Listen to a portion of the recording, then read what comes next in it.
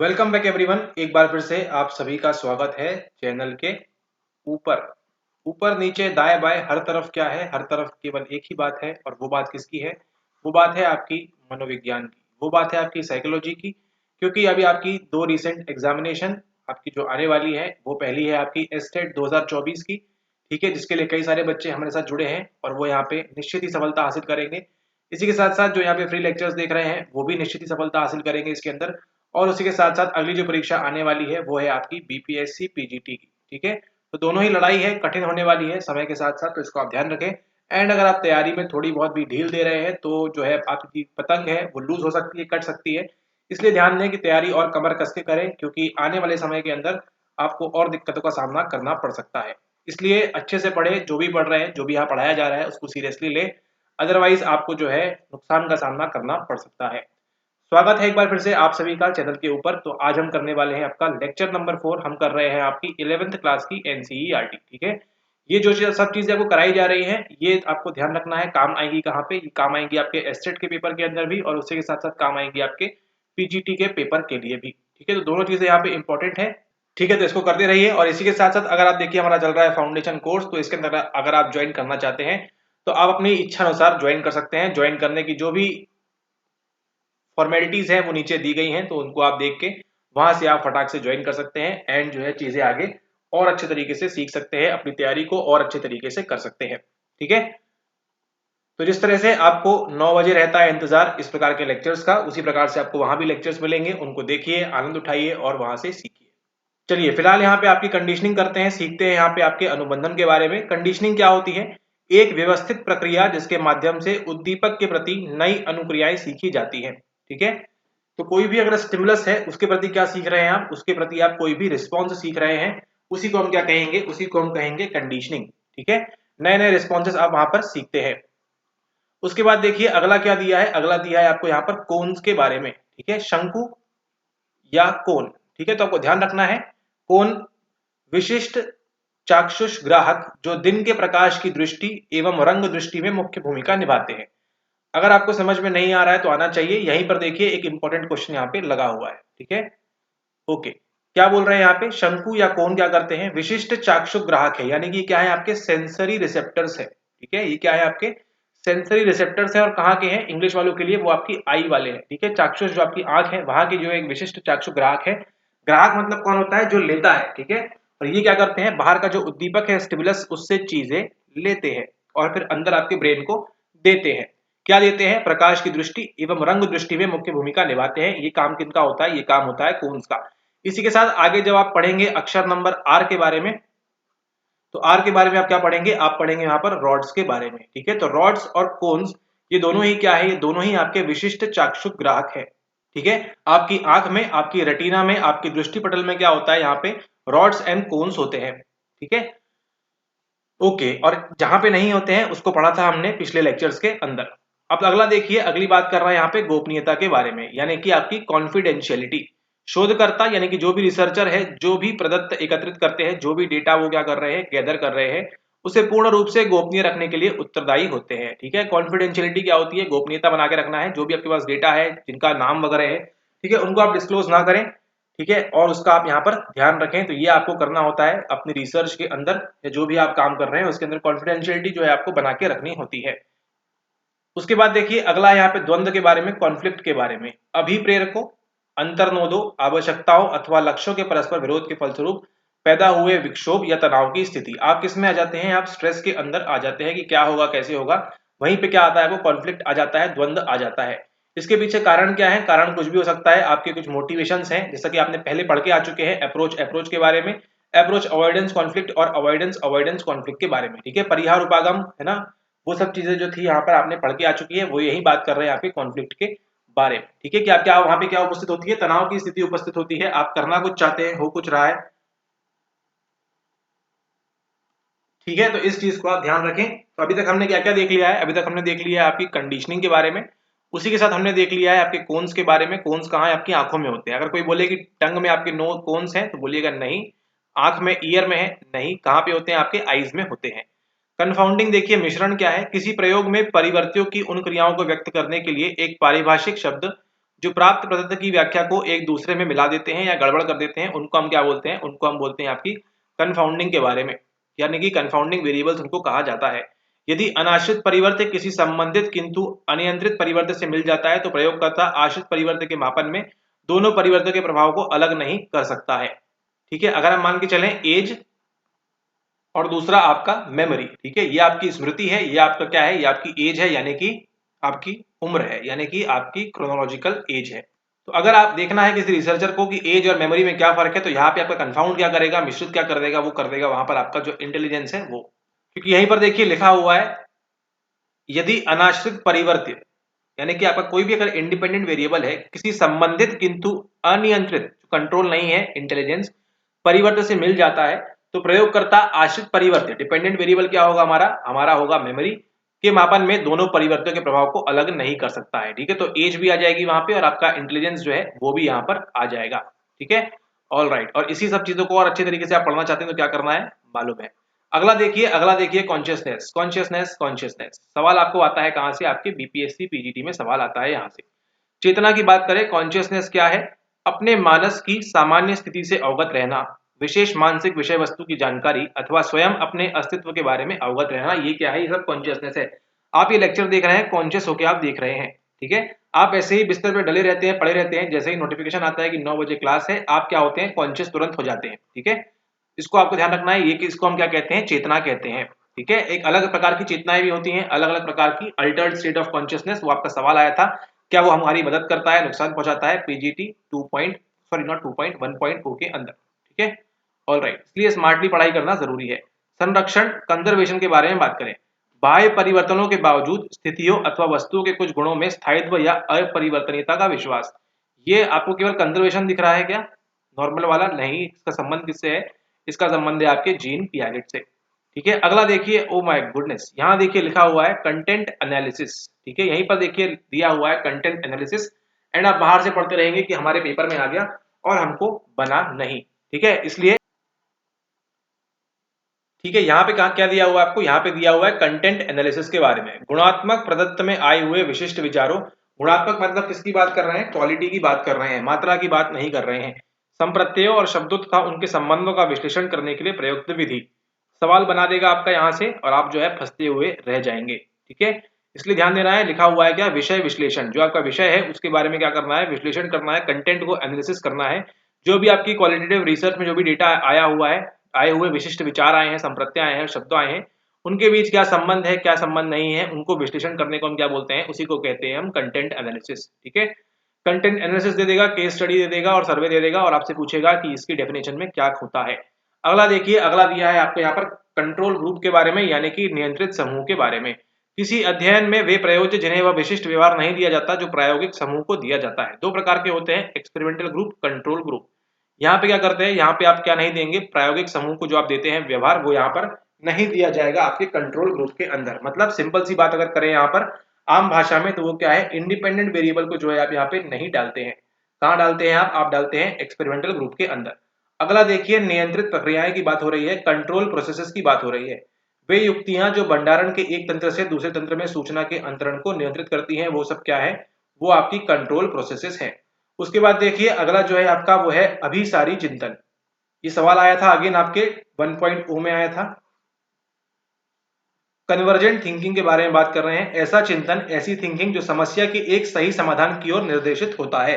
ठीक है, तो इसका आपको ध्यान रखना है, ये आपकी कन्वर्जेंट है अभिसारी, और इसका दूसरी बहन भाई कौन होता है? वो होता है आपका यहाँ पर अपसारी चिंतन। अपसारी यानी कि आपका डाइवर्जेंट थिंकिंग, जिसका संबंध किससे होता है? आपकी सृजनात्मकता से होता है, आपकी क्रिएटिविटी से होता है। ठीक है, so divergent thinking is related with your creativity, not convergent thinking. इसको आप ध्यान रखेंगे। ठीक है, डाइवर्जेंट में क्या होता है? डाइवर्ज करती है, अलग अलग वहां पे जो है समाधान आपके पास होते हैं, लेकिन यहाँ पर केवल क्या होता है? अभिसारी के अंदर आपके पास केवल एक ही समाधान होता है।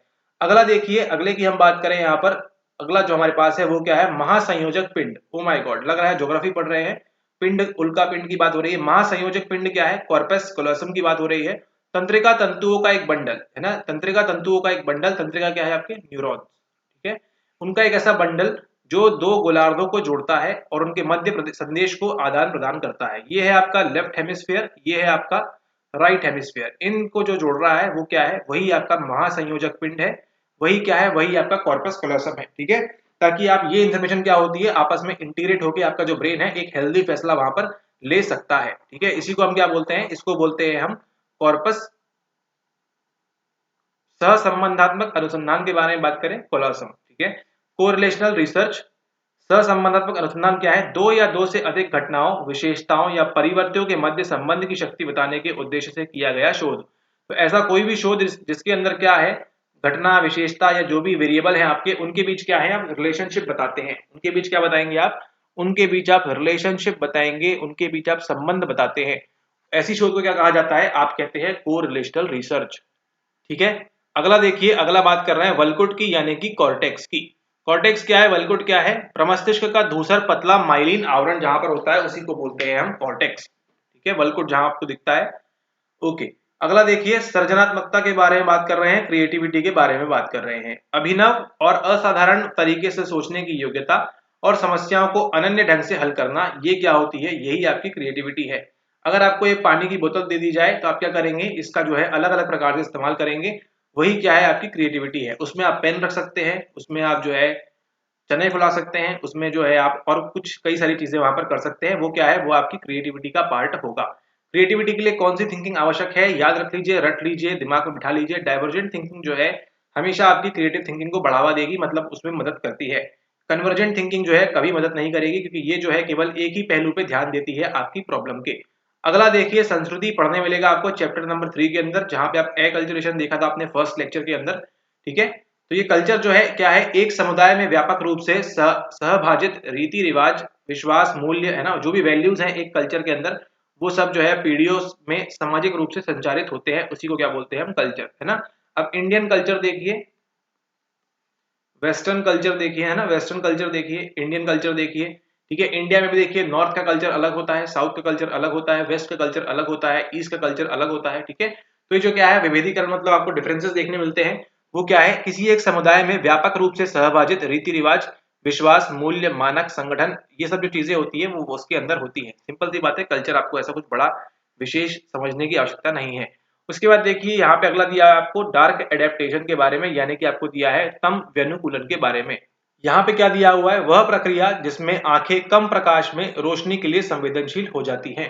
ठीक है, डिम लाइट में बोल रहे हैं आपको, क्या करेंगे आप, ब्राइट हो जाएंगे, उसको आप बोलते हैं तम व्यनुकूलन। पढ़ने मिलेगा आपको चैप्टर नंबर 5 के अंदर। ठीक है, चैप्टर नंबर 5 के अंदर आपको ये पढ़ने मिलेगा, वहां पे अच्छे से पढ़िएगा। अभी तक सवाल नहीं देखा गया है पीजीटी के अंदर, तो स्टेट में आने की संभावना कम है इसकी, आ भी सकता है, संभावना कम है, लेकिन पीजीटी में आने के इसके चांसेस बहुत ज्यादा है। इसी के साथ इसकी बहन भी बैठी हुई है, वो कौन सी है आपकी, डार्क एडेप्टेशन का, वो देखिएगा आप चैप्टर नंबर 5 के अंदर। वह प्रक्रिया जिसमें आंखें कम प्रकाश में रोशनी से संवेदनशील हो जाती है। अगला देखिए, प्रदत्त या आंकड़ा की बात करें, आंकड़ा ये वो वाला आंकड़ा नहीं है, डेटा की बात हो रही है यहाँ पे। मानसिक प्रक्रियाओं, जो मेंटल प्रोसेस है आपकी, एवं व्यवहार से संबंधित तथा लोगों से प्राप्त गुणात्मक एवं मात्रात्मक सूचनाएं। ठीक है, आपने किसी से पूछा, सर्वे लिया, जो भी डेटा वगैरह आपके पास है वो आपका डेटा कहलाता है। अगला देखिए, डीब्रीफिंग की बात है ना, डीब्रीफिंग जरूरी है यहाँ पे, स्पष्टीकरण या खुलासा करना। तो ये कहाँ पढ़ने मिलेगा आपको, पढ़ने मिलेगा चैप्टर नंबर 2 के अंदर। डीब्रीफिंग क्या होती है, प्रयोग के सफलतापूर्वक संपन्न हो जाने के पश्चात प्रतिभागी को वास्तविक प्रयोजन के बारे में बताने की विधि। जैसा कि मिलग्राम के एक्सपेरिमेंट में किया गया था कि सब बता दिया उसने, फिर बाद में क्या किया उसने, उनकी डीब्रीफिंग की कि देखिए आपने किसी को वास्तविकता में झटका नहीं दिया था, ये जस्ट हमारे एक्सपेरिमेंट के लिए सही था, गलत था, वो सब बताया उसने। स्पष्टीकरण की बात करते हैं, खुलासा करने की बात करते हैं, डीब्रीफिंग की बात करते हैं। कहाँ पे आता है आपके एथिक्स इन साइकोलॉजिकल रिसर्च के अंदर। ठीक है, क्या क्या आपके जो है यहाँ पे नैतिकता होनी चाहिए किसी भी शोध को करने के लिए, जब प्रतिभागी प्रयोग के दौरान बुरी तरह भ्रमित हो। अगला देखिए, निर्णयन की बात करें, डिसीजन मेकिंग की बात करें, मॉडल के अंदर कितने स्टेजेस होते हैं आपके, 5 4 3 2 1। ठीक है, विकल्पों के मूल्यांकन एवं उनमें से चुनाव करने की प्रक्रिया। आप क्या करते हैं, अल्टरनेटिव्स देखते हैं, आपके पास ये भी है, वो भी है, ये भी है, उसमें से क्या करते हैं आप, वहां से आप उसमें से आप जो बेस्ट है उसको वहां पर चुनते हैं। ठीक है, मतलब यहाँ पर कि ये पढ़ूं, वो पढ़ूं, क्या पढ़ूं उसके बारे में मैं, और फिर जो आपका बेस्ट है उसके बारे में आप क्या करते हैं, वहां पर उसको फैसला लेके आप उस पर पढ़ाई अपनी स्टार्ट करते हैं। अगला देखिए, अगला बात कर रहे हैं आपकी डिडक्टिव रीजनिंग के बारे में। ठीक है, डिडक्टिव और इंडक्टिव दो प्रकार की होती है, दोनों ही इंपॉर्टेंट है। सवाल आपका 2 बार आ चुका है, आई गेस एक बार तो 1.0 में कंफर्म था, 2.0 में भी शायद पूछा हुआ है आपको। निगमनात्मक तर्कना की बात करें अगर, डिडक्टिव रीजनिंग की तर्कना कहाँ पढ़ने मिलेगा, चैप्टर नंबर थिंकिंग वाले के अंदर, जहां पे आप पढ़ेंगे डिडक्टिव रीजनिंग, किसी तर्क की आधारिका को स्वीकार कर एक निष्कर्ष तक पहुंचना और फिर औपचारिक तार्किक नियमों का अनुसरण करना। ये क्या होती है आपकी डिडक्टिव, और इसका अपोजिट क्या हो जाएगा आपकी इंडक्टिव रीजनिंग हो जाएगी। चैप्टर के अंदर आपको पढ़ने को मिल जाएगा। अगला देखिए डीएनए की बात है, डीऑक्सीराइबो न्यूक्लिक एसिड, कोशिका का अनुवांशिक पदार्थ। ठीक है, जेनेटिक मटेरियल कहाँ पे है आपके, किसी भी सेल के, किसी भी सेल इस प्रकार से दिखता है, इस प्रकार से दिखता है, ये केंद्रक है आपका। इसके अंदर जो अनुवांशिक पदार्थ है, मटेरियल है आपका जेनेटिक वाला, वो क्या है, वो है आपका डीएनए, है ना। आपने देखा होगा कई सारी मूवीज में, यहाँ वहां पर पिक्चरों के अंदर, कि आपका जो है डीएनए देखा जाता है, उसके बाद जो है विक्टिम की तलाश वगैरह की जाती है कि डीएनए मैच कर रहा है या नहीं कर रहा है। ये क्या बताता है आपके, ये आपके जो अनुवंशिकी है उसके बारे में बताता है, आपकी जो हेरिडिटी है, जो जीन्स है, आपके जेनेटिक्स है, उसके बारे में बताता है। ठीक है, जो कहाँ पे स्थित होता है, जो केंद्रक में स्थित होता है, यानी किसी भी सेल के न्यूक्लियस में आपको क्या देखने मिलता है, सवाल बन सकता है कि न्यूक्लियस में क्या देखने मिलता है, आपको डीएनए देखने मिलता है। ठीक है, ऑलराइट। आश्रित परिवर्तन देखिए, डिपेंडेंट वेरिएबल की बात हो रही है यहाँ पे, किसी प्रयोग में जिस कारक का मापन किया जाता है जो अनाश्रित परिवर्तन के परिचालन के कारण परिवर्तित हो जाता है, उसको आप क्या बोलते हैं, उसको बोलते हैं आप डिपेंडेंट वेरिएबल। ठीक है, ऑलराइट। तो ये होगा आज का काफी शॉर्ट था यहाँ पे। ठीक है, कुछ ज्यादा कुछ था नहीं इसमें ऐसा। यहाँ पे अगले इसमें जो पढ़ेंगे हम पेज नंबर 5 के अंदर, तो इसको आगे और देखेंगे। तो इसी के साथ यहाँ पे आपका ये लेक्चर नंबर 4 समाप्त होता है। मिलते हैं आपसे कल, करेंगे हम लेक्चर नंबर 5 के आगे और देखेंगे चीजों को डिटेल्स के साथ। इसी के साथ अगर आप इसी प्रकार की और भी धमाकेदार वीडियोस देखना चाहते हैं आने वाले समय के साथ साथ, तो आप ज्वाइन कर सकते हैं हमारे फाउंडेशन कोर्स के अंदर, जहाँ पे आपको एसटेट और पीजीडी दोनों की तैयारी कराई जाती है, और उसी के साथ साथ आपको जो है क्या था वो, पीजीडी, यस, बीपीएससी पीजीटी, उसकी तैयारी भी आपको सेपरेटली अगर आप करना चाहते हैं तो इसको भी आप कर सकते हैं। ठीक है, इसका जो मूल्य है वो कितना है, इसका जो मूल्य है वो कितना है, वो आपको देखने मिल जाएगा नीचे, नीचे आपके यहाँ पे डिस्क्रिप्शन के अंदर। तो इसको अगर आप ज्वाइन करते हैं तो आप मान के चलिए, थोड़ा सा अगर आपने हार्डवर्क कर लिया, अच्छे से देख लिया सारी चीजें, तो आप डेफिनेटली इन एग्जाम के अंदर आप जो है वहां पर अच्छा स्कोर कर सकते हैं। ठीक है, ऑल राइट।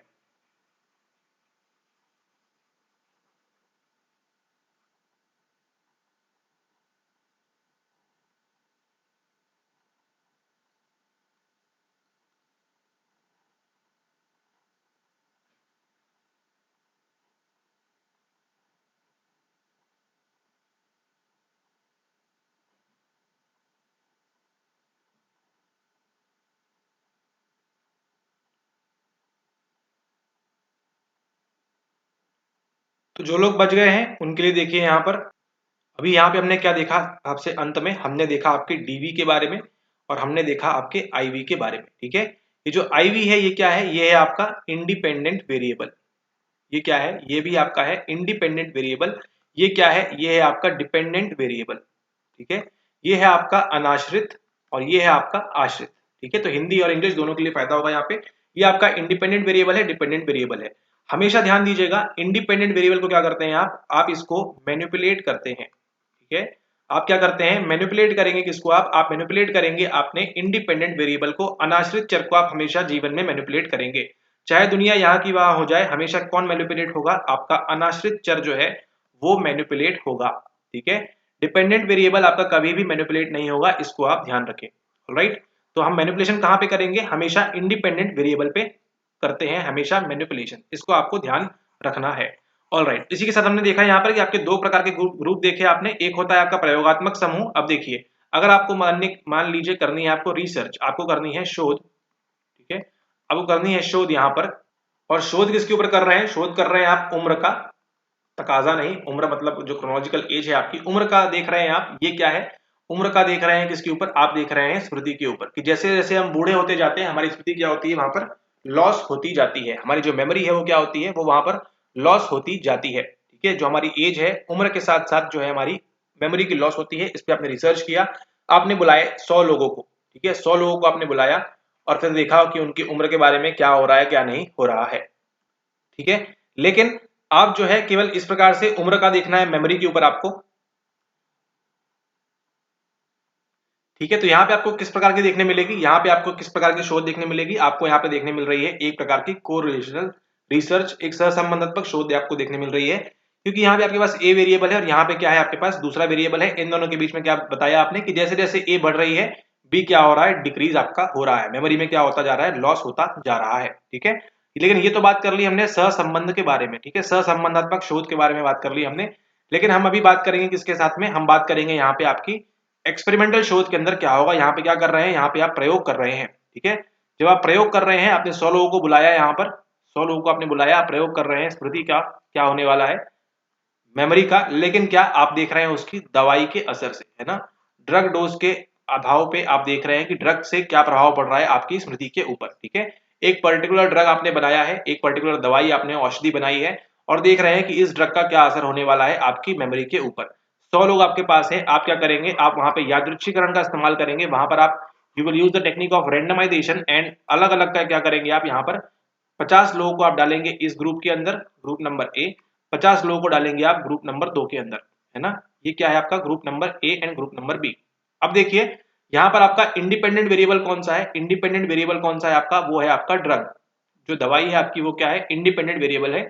उसके आधार पर आप क्या देखना चाहते हैं, उसके आधार पर आप देखना चाहते हैं कि डिपेंडेंट वेरिएबल जो है आपका वो क्या है, वो है स्मृति, उस पर क्या प्रभाव पड़ता है। ठीक है, आपकी जो मेमोरी है उस पर क्या प्रभाव पड़ रहा है, इसको आपको देखना है। ठीक है, तो आपने क्या किया, 2 ग्रुप बना लिया आपने, ये जो आपका ग्रुप है इसको क्या देंगे आप, इसको देंगे आप इंडिपेंडेंट वेरिएबल, ये जो ग्रुप है इसको क्या देंगे आप, इसको आप कुछ भी नहीं देंगे। ठीक है, तो ये वाला कौन सा ग्रुप कहलाएगा आपका, ये वाला ग्रुप आपका कहलाएगा कौन सा, ये वाला कहलाएगा आपका एक्सपेरिमेंटल ग्रुप, प्रयोगात्मक समूह कहलाएगा आपका। ठीक है, ये क्या कहलाएगा आपका, ये कहलाएगा आपका प्रयोगात्मक समूह, और ये क्या कहलाएगा आपका, ये कहलाएगा आपका नियंत्रित समूह, यानी कि कंट्रोल ग्रुप। ध्यान दीजिएगा, 2 प्रकार के ग्रुप बनते हैं, एक बनता है एक्सपेरिमेंटल जहां पे आप इंडिपेंडेंट वेरिएबल को डालेंगे, दूसरा बनता है कंट्रोल जहां पे आप इंडिपेंडेंट वेरिएबल को नहीं डालते हैं। अब वो रिसर्चर की इच्छा है, अगर वो यहाँ चाहे तो प्लेसिबो दे सकता है, उसके जैसी ही कोई दवाई दे देगा, लेकिन वो असर नहीं करेगी, चाहे तो प्लेसिबो दे सकता है, चाहे तो नहीं दे सकता, सब उसके ऊपर डिपेंडेंट रहता है। ठीक है, एंड फिर जो भी रिजल्ट आएंगे उनके आधार पे बता सकता है वो कि क्या ये हमने जो मैनिपुलेशन किया था, यहाँ पे हमने जो भी यहाँ पे छेड़खानी की थी, उससे क्या हमको इफेक्ट देखने मिला मेमोरी के ऊपर। ठीक है, तो इससे अब 2 चीजें होंगी, या तो इसके डालने से आपकी जो है मेमोरी इंप्रूव होगी, या फिर इसको डालने से मेमोरी में इंप्रूवमेंट नहीं होगा। ठीक है, तो एटलीस्ट जो रिसर्चर है वो क्या बोल सकता है कि हाँ ये जो ड्रग है ये मेमोरी इंप्रूव करता है। ठीक है, यहाँ पे क्या करेगा, वो ड्रग दे देगा यहाँ पे, फिर क्या करेगा, आधे घंटे बाद, ड्रग देने के आधे घंटे बाद, ठीक है, अब मान के चलिए यहाँ पे ड्रग दिया गया और यहाँ पे कुछ प्लेसिबो दे दिया उसने, ठीक है, उस दवाई जैसा ही कुछ पानी में मिला के दे दिया। ठीक है, अब क्या करेगा, फिर वो देगा उनको एक टेस्ट, एक परीक्षण देगा, बोलेगा इस पे आप स्कोर करिए। ठीक है, आपको कुछ पढ़ने को देगा, बोलेगा उसके बाद इसको मेमोरी का टेस्ट है क्योंकि, ठीक है, स्मृति का टेस्ट है, तो बोलेगा आपको इस पे कुछ पढ़िए आप और फिर यहाँ पर टेस्ट दीजिए। फिर क्या होगा, जो भी रिजल्ट आएगा, अगर रिजल्ट इसके ज्यादा आए अच्छे और इसके कम आए, तो क्या बोलेगा कि ड्रग जो हमारा वो यूजफुल है ना, ड्रग का असर हमको देखने मिल रहा है। लेकिन अगर मान के चलिए यहाँ भी 80% स्कोर आ रहा है, सभी का एवरेज यहाँ भी 80% आ रहा है, तो क्या कहा जाएगा कि ये ड्रग किसी काम का नहीं है, दोनों में कुछ भी फर्क नहीं पड़ रहा है, हमारे एक्सपेरिमेंटल ग्रुप में फर्क नहीं देखने को हमको मिल रहा है। ठीक है, तो इसको आप ध्यान रखें। तो इस प्रकार से रिसर्च की जाती है। आपने जाना यहाँ पर डिपेंडेंट वेरिएबल के बारे में, इंडिपेंडेंट वेरिएबल के बारे में, कोरिलेशन रिसर्च क्या होती है, 2 के बीच संबंध देख रहे हैं हम वहां पर। ठीक है, इस प्रकार की चीज जो करते हैं। और यहाँ पे आपने देखा एक्सपेरिमेंटल ग्रुप के बारे में, और उसी के साथ आपने देखा यहाँ पर कंट्रोल ग्रुप के बारे में भी। ठीक है, तो ये था कंप्लीटली आपका आज का लेक्चर नंबर 4। तो इसी के साथ अलविदा कहते हैं, मिलेंगे आपसे जल्द ही अगले वीडियो में। बात करेंगे आपके chapter number, not chapter number, आपकी जो पेज नंबर 5 के बारे में, और आगे स्टार्ट करेंगे और देखेंगे उसमें ई से क्या क्या चीजें आपको जो है आपके पेपर में आने लायक है। ठीक है, इसी के साथ वीडियो को समाप्त करते हैं। वीडियो अगर आपको पसंद आया हो तो कुछ मत करिए, नीचे आपको टेलीग्राम लिंक मिल रही है, वहां पे आप ज्वाइन कर सकते हैं। ठीक है, और अगर पसंद आ रही है तो इसको लाइक जरूर कर दीजिए, शेयर कर दीजिए अपने फ्रेंड्स के साथ, और सब्सक्राइब करना ना भूलें, ना भुलाएं।